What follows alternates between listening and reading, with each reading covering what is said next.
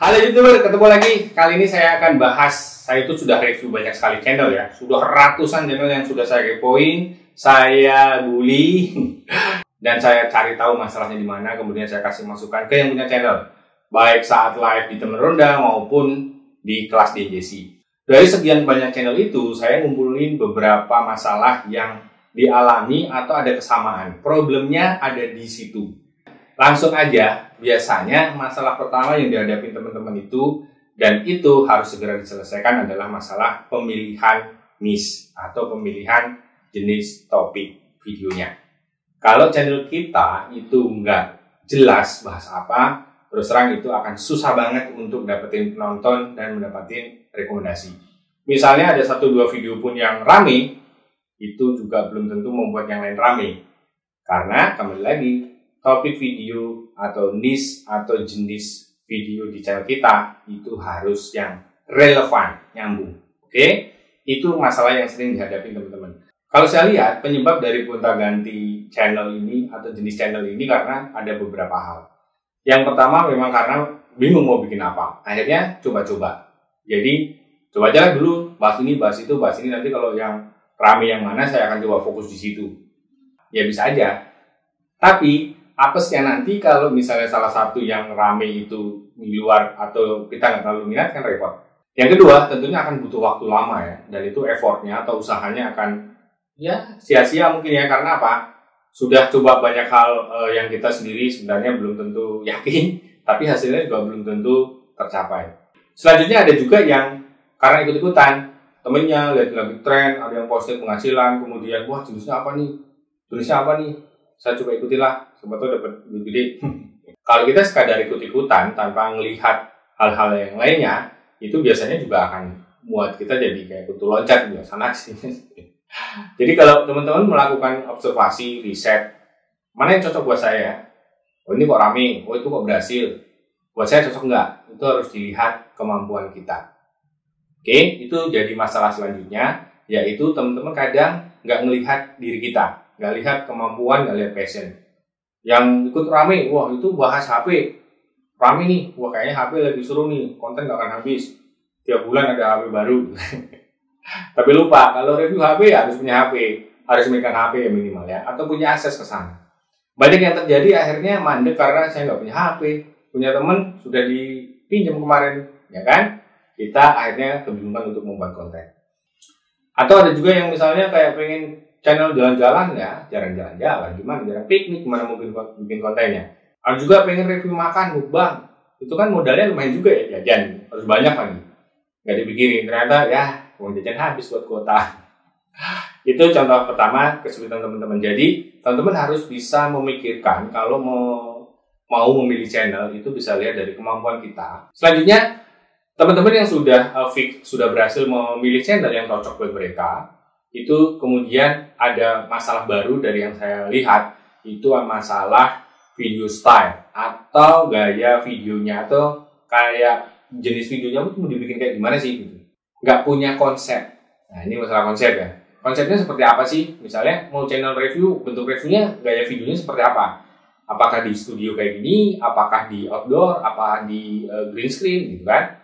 Mau video mancing misalnya, mancingnya mau gimana? Kalau saya mau mancing di laut, di empang, atau di di kali gitu ya, itu harus punya konsep.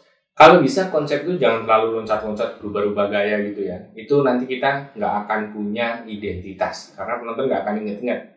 Oh kalau video stylenya kayak gini, cara ngomong, salam, kemudian cara editingnya, cara nge-cutnya, cara transisinya, lokasinya, settingnya itu bisa kita buat atau kita persiapkan dengan baik, itu akan membuat orang cepat mengingat kita. Nah, masalah konsep tadi, ini saya masuk ke bagian yang lebih teknis ya.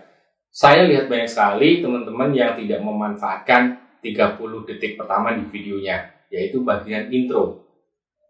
Banyak sekali yang saya lihat di YouTube itu kan sekarang sudah ada datanya ya. Dalam 30 detik itu berapa persen orang yang masih duduk nyimak di video kita?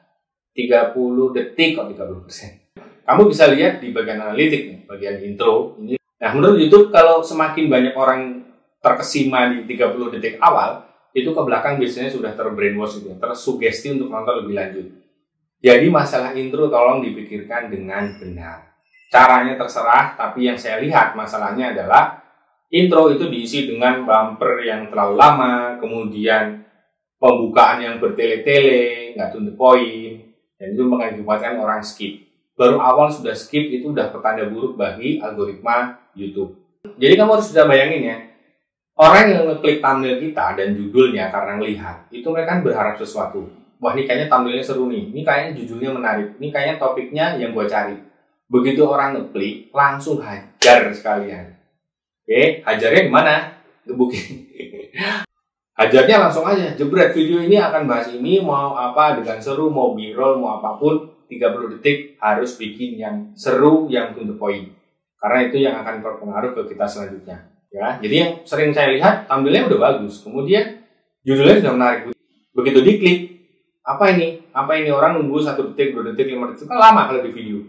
Begitu nggak beres-beres, orang skip. Apa sih tadi yang saya ngeklik thumbnail gara-gara nyari itu? Oke, ini masalah struktur video. Jadi bagian intro itu pikirkan dengan benar. Mau cuplikan, mau pembukaan yang seru, mau langsung ngasih to the point, mau bahas apa, dan seterusnya. 30 detik pertama menentukan hasil videomu. Nah, sekarang nih, yang masih belum kelar-kelar juga sampai sekarang, sering saya lihat di teman-teman yang saya review. Masalah call to action atau ajakan. Ajakan itu, banyakkan masih pakai template, kayak ritual. Pokoknya kayak orang-orang di YouTube itulah, keluar tombol subscribe, lonceng, teng-teng gitu. Itu nggak menarik dan tidak akan membuat orang tertarik untuk subscribe. Jadi, selain intro, call to action, ajakan apapun, mau subscribe, like, share, komen, segala macam itu, bikin yang proper, bikin yang menarik, bikin yang orang tergelitik untuk melakukan apa yang kita minta. Nih, untuk minta subscribe misalnya, ya, yang enak aja ngomongnya. Biasanya kalau kita ngasih alasan, orang mau kok subscribe. Alasan dulu ya, kalau misalnya channel di sini, oh kalau mau jadi YouTuber sukses, ayo ikut subscribe, biasanya. Ya, jadi selain intro, call to action tolong dipikirkan sebelum syuting. Saya call to action-nya mau gimana ya? Ajak subscribe-nya mau gimana ya? Wah, ini kok kebetulan saya lagi mau adegan apa? Saya selipin di situ kan? Jadi orang juga tidak merasa melihat itu sebagai ritual. Paling habis ini, klik-klik, skip lagi. Nah, intro, call to action itu masuk ke dalam yang namanya struktur video. Ini masalah selanjutnya. Teman-teman itu kebanyakan nggak bikin atau nggak memikirkan struktur videonya itu harus bagaimana. Struktur video itu storyline atau urutan cerita atau bagian-bagian mana susunan videonya dan seterusnya. Jadi teman-teman harus bisa bercerita apapun yang disampaikan atau jenis kontennya. Kalau saya mengenai teknik ini, saya sudah coba urutin. Oh, saya mau bahas ini, kemudian saya urutin ini. Nanti tinggal sesuaikan aja. Setiap topik apapun, bahkan yang kita bukan shooting dalam rangka adegan seperti ini, kayaknya seperti contoh vlogger-vlogger yang di lapangan, mancing mungkin, atau apa itu yang adegannya melibatkan orang lain dan nggak bisa kita kontrol, itu kita tetap harus bisa membuat runutan ceritanya. Entah itu mau narasinya, entah itu mau urutan adegannya, dan seterusnya. Struktur video yang bagus di YouTube itu adalah yang disimak penonton.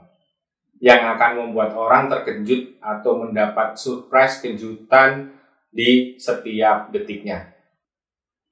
Tahu-tahu ada adegan ini, tahu-tahu dikasih tahu ini, tahu-tahu diiming-imingin, tahu-tahu diajak kemana, tahu-tahu dikasih tips apa, dan seterusnya. Teman-teman harus memikirkan itu. Retensi penonton dan rata-rata durasi tonton itu pengaruhnya gede banget buat rekomendasi. Kalau retensi atau durasi tonton teman-teman itu di bawah 30% atau di bawah 3 menit untuk video 10 menit, itu biasanya rekomendasinya akan susah. Biar bagus gimana caranya adalah kita memikirkan struktur video yang menarik. Storytellingnya harus bagus. Kemudian masalah editing lah, ini masih struktur video ya. Struktur video itu kan bisa kita buat sebelum kita syuting, dan sebaiknya begitu. Tapi ada juga struktur video yang kita olah saat kita editing. Jadi misalnya, kita sudah coba punya bayangan, punya storyline seperti ini, tapi pas ngedit kita coba otak-atik lagi. Kayaknya ini paling bagus taruh depan, ini buat intro, ini buat apa, ini buat closingnya atau seterusnya. Editing yang bagus yang seperti itu. Jadi bukan yang banyak efek atau banyak transisi atau banyak nggak jelas gitu ya. Semua tadi itu hanya gimmick atau hanya aksesoris yang bisa kita gunakan untuk menambah suasana, nuansa, mood, dan seterusnya. Itu akan membuat video kita lebih hidup. Oke, bagian editing, mau software apapun atau aplikasi apapun yang dipakai, yang terpenting adalah struktur videonya tadi. Itu bagian video. Nah, selanjutnya yang sering saya lihat adalah masalah thumbnail dan judul.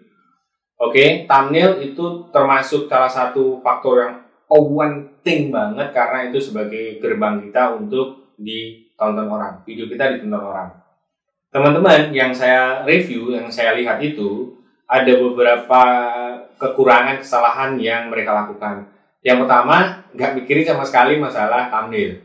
Ya pokoknya saking udah selesai ngedit, sudah capek, udah render, pokoknya upload thumbnail mah serah YouTube aja. Itu sayang banget. Kita bisa lihat rasio klik tayangnya berapa. Yang kedua, bikin thumbnail tapi nggak pakai konsep. Yang pengen aja, kasih tulisan ceplok sana, ceplok sini, kasih warna apa, kasih stroke, kasih panah. Tapi nggak tahu maksudnya. Orang lain bikin kayak gitu, coba. Jadi random dan tidak terkonsep. Ada juga yang desainnya bagus, outstanding, warnanya bagus.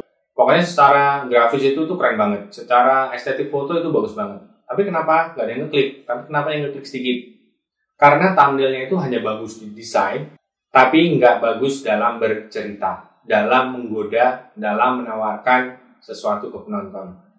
Jadi ini seninya thumbnail. Jadi thumbnail yang bagus itu kalau kita bisa menerjemahkan keseluruhan video atau poin mana yang paling bagus, yang paling punya nilai jual, kemudian kita transformasikan ke dalam gambar di thumbnail. Mau tulisan, mau foto, itu terserah.